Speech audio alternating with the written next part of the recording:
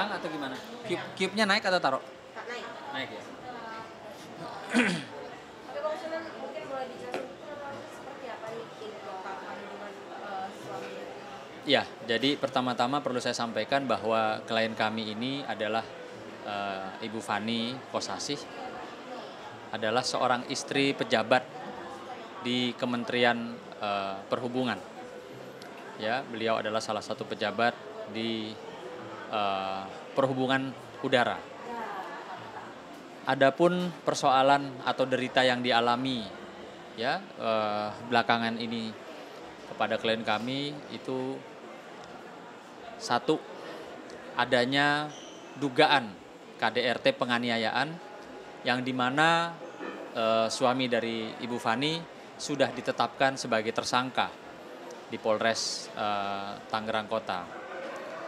Lalu adanya dugaan kuat perselingkuhan yang dimana tadi hari ini juga Ibu Fani sudah memperlihatkan bukti-buktinya kepada kami bahwa betul sudah terjadi sesuatu di rumah tangga mereka.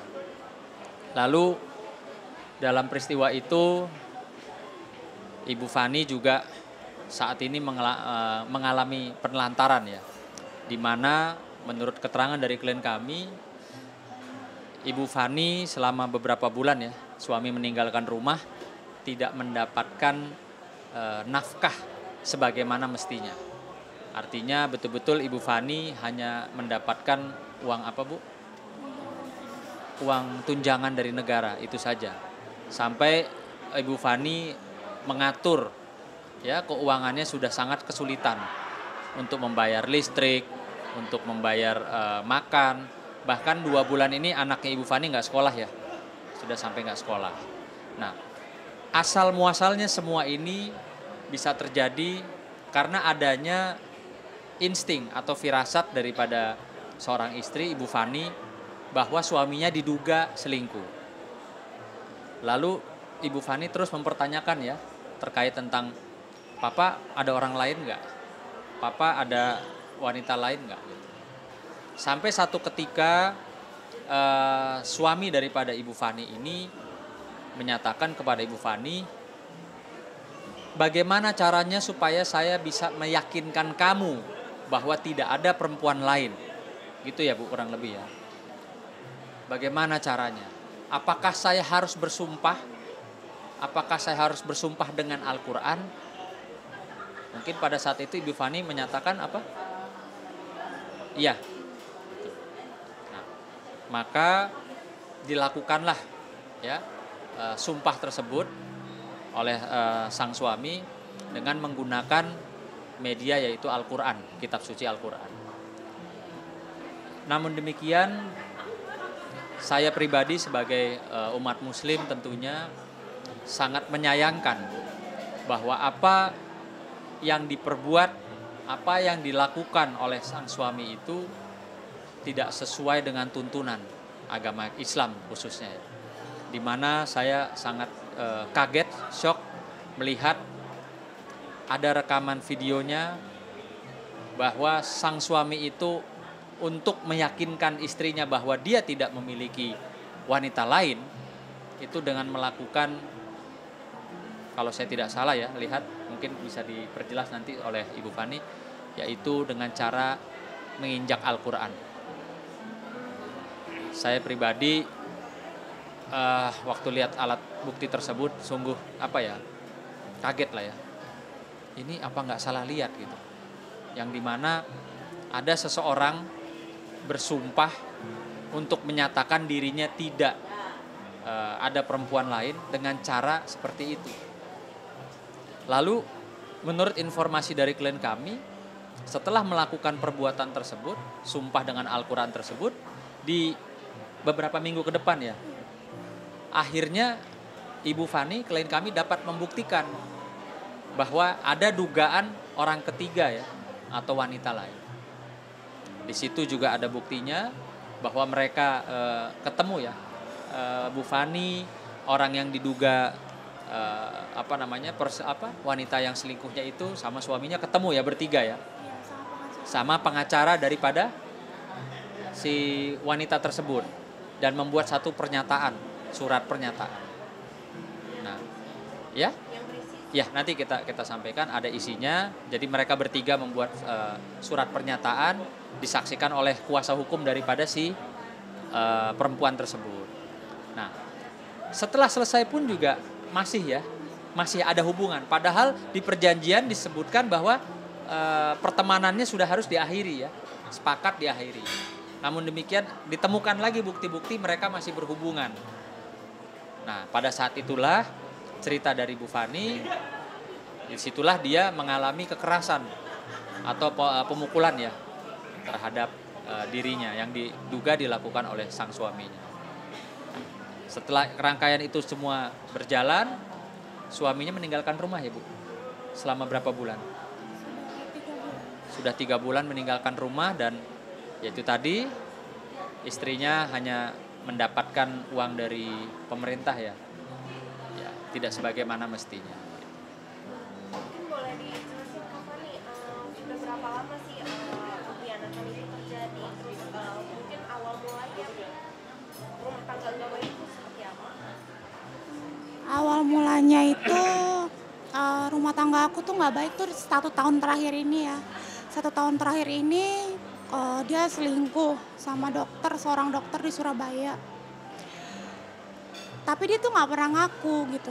Jadi dengan cara meyakinkan saya kalau dia nggak ada hubungan, ya dia bersumpah seperti itu. Sumpah. Ternyata habis bersumpah malah ketahuan ada hubungan.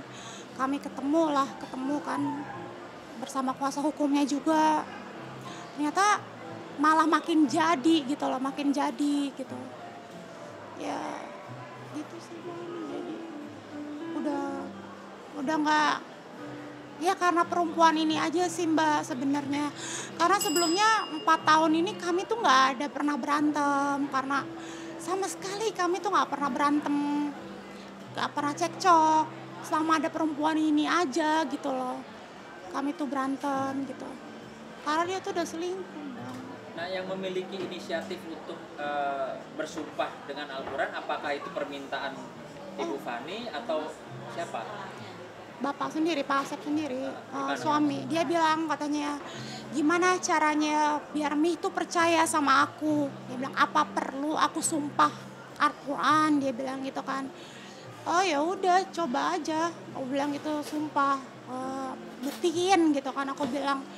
Terus dia sumpah, aku rekam kan. Aku rekam bukan buat publik sebenarnya, karena aku rekam tuh buat aku kirim ke tuh cewek gitu loh, biar ini loh laki-laki yang kamu suka nih nggak ngakuin kamu gitu. Ya, aku kan nggak tahu ya Bang ya, nggak ngerti belum ngerti ke agama gitu belum ngerti, nanti yang paham biar menyampaikan. Berarti Bang Suri secara hukum juga dia udah melanggar perjanjian itu. Terus juga secara agama juga ada hal yang dia ingkari berarti ya. Ya mungkin kalau untuk lebih jelasnya ya terkait dengan persoalan sumpah atau janjinya dia berserta kitab suci Al-Quran, mungkin Ustadz Dery Sulaiman bisa lebih menyampaikan secara keagamaannya seperti apa. Pak Ustadz mungkin tanggapannya seperti apa Pak? Ya, aku ditelepon Bang Sunan ya tentang ada orang yang menginjak Al-Quran ya. Siapapun orangnya, saya nggak mau tahu ya. Sebagai umat Islam tentu ini hal yang sudah kelewat batas. Ya, apapun alasannya pun tidak bisa diterima. Kecuali dia gila ya, dia hilang ingatan dan dia bodoh. Tapi ternyata kan suami Fani bukan orang sembarangan. Dia adalah pejabat penting di salah satu kementerian. Bagi saya perlu mendengarkan klarifikasi dari yang bersangkutan. Apa alasan dia menginjak Al-Quran itu? Ajaran dari mana itu? Budaya siapa itu? Saya rasa nggak pernah ada orang sumpah nginjak Al-Quran. Kalau dia mau bersumpah dengan Al-Quran, mesti dia taruh Al-Quran di atas kepalanya dia. Ini Bang Andre, ini lebih berat daripada kasus Ahok dulu. Ya, ini seperti, kalau ini saya tambahkan satu lagi ya. Lagi Ahmad Dhani menginjak tulisan Al-Quran aja yang di bawah tulisan Allah itu pernah dilaporkan sama Habib Rizik. itu tersangka itu. Tapi Dani minta maaf. Tapi kalau ini kan lebih parah. Satu ayat Al-Quran diinjak gitu. Sedangkan biar bagaimana kan harus taruh di kepala ya. Nah, jadi saya pun cuman mengingatkan ke Ibu Fani, jangan ragu-ragu lagi dengan pengacara kita, Pak Sunan, karena otaknya ini berlian, bukan cincin yang berlian ya. Ingat itu. Oke, itu saya sampaikan. Terima kasih. Jadi gitu. Jadi menurut saya ya apa yang dibuat sama suami Fani adalah hal yang sudah melampaui batas ya. Dia perlu klarifikasi sebelum umat Islam marah. Dulu gara-gara salah tafsir aja itu 12 juta orang kumpul di Monas loh. Ingat ya dulu waktu orang demo masalah penistaan Al-Quran. Ya, jadi umat Islam ini meskipun dia nggak bisa baca Quran, meskipun dia belum soleh, belum sholat, masih mabuk-mabukan dan sebagainya. Tapi kalau agama yang dinistakan, saya yakin semua akan marah. Jadi ini video kan baru saya lihat, saya kaget juga sih kok bisa ada orang berani nginjak Al-Quran gitu. Apakah dia nggak paham agama? Tapi ternyata saya tanya Fani, suami ini adalah orang yang mengerti agama. Gitu. Kok bisa-bisanya dia membuat perilaku semacam itu Bang? Ini menurut saya sudah nggak wajar dan ini sudah offside ya.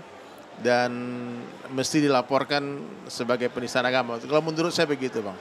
Ini penistaan Al-Quran ya. Ini penistaan agama harus diselesaikan sebelum reaksi masyarakat. Umat Islam lagi sensitif sekarang nih, lagi jangan dipancing-pancing gitu. Jadi saya pengen semua ini bisa diselesaikan secara hukum, aparat kepolisian pun cepat bergerak sebelum masyarakat yang bergerak. Ini sangat sudah kelewat batas. Ya, tolong jangan main-main dengan Al-Quran, Satu, Ahok adalah mengatakan salah tafsir saja Ahok. Itu bisa masuk penjara 2 tahun. Apalagi ini menginjak Al-Quran. Udah tidak, saya lihat ini insya Allah jadi tersangka dia. Belum lagi ustadz-ustadz lain berkata apa nih, kemungkinan setelah diputar. Oke, terima kasih. Mungkin itu.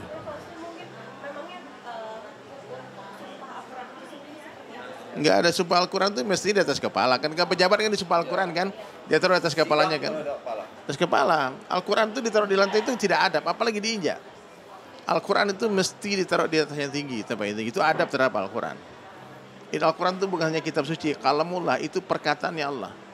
Ya, jadi maaf ya teman-teman non-muslim kalau kalian nggak paham bagaimana orang Islam memuliakan Al-Quran, ya tolong jangan diusik deh ya. Jadi kalau mau bikin masalah yang lain aja, jangan main-main dengan agama, dengan nama Rasulullah, ya, dengan Al-Quran, menghina Allah, menghina Islam, hati-hati ya, karena ini masalah bagi kami. Agama itu betul-betul ya di atas kepala, bukan dijinjing tapi dijunjung. Jadi jangan sampai ada orang yang bermain-main dengan agama. Saya tidak ikut campur urusan rumah tangganya Fani ya, karena itu sudah masalah hukum. Ini masalah Al-Quran yang diinjak oleh satu orang manusia. Saya nggak tahu juga dia siapa, nggak kenal juga suaminya Fani. Kalau Bapak nonton video ini tolong bikin klarifikasi atau aparat kepolisian cepat bertindak deh sebelum masyarakat yang bergerak ke rumahnya dia dan sebagainya. Mungkin itu. Selain penaruhan Al-Quran sendiri di atas kepala, yang disampaikan juga benar-benar harus. Yang jujur ini sudah nginjak bohong lagi kan? Sudah nginjak Al-Quran tapi dia sampaikan berita bohong. Dan ini ada videonya lagi, ada video. Ada bukti. Jadi ini bukan hoax ya.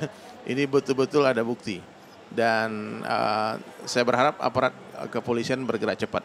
Mudah-mudahan Bang Sunan bisa memproses ini secara hukum sehingga tidak berlanjut di hukum jalanan dan sebagainya. Bang Sunan, sejauh ini mungkin untuk yang bersangkutan sendiri sudah seperti apa hukumnya yang berjalan? Ya, pertama-tama saya juga tidak lupa mengucapkan terima kasih ya.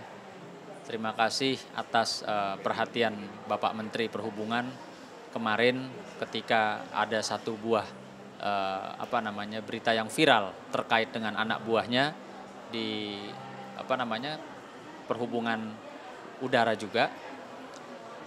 Di situ kita sama-sama melihat video bahwa ada seorang ya oknum dari Kementerian Perhubungan itu mencoba mengajak ngomong YouTuber warga negara asing, yang dimana akhirnya karena sesuatu dan lain hal menjadi viral dan Pak Menteri begitu cepat merespon ya dan menonaktifkan si oknum tersebut. maka saya juga minta hal yang sama atau hal yang sudah dilakukan oleh Pak Menteri. Karena menurut saya, kalau yang kemarin dilakukan oleh oknum tersebut, itu tidak ada apa-apanya. Masih tidak ada apa-apanya dibanding apa yang dilakukan oleh suami dari Ibu Fani. Jelas ya, bukti penganiayaannya adalah dengan statusnya yang sudah menjadi tersangka.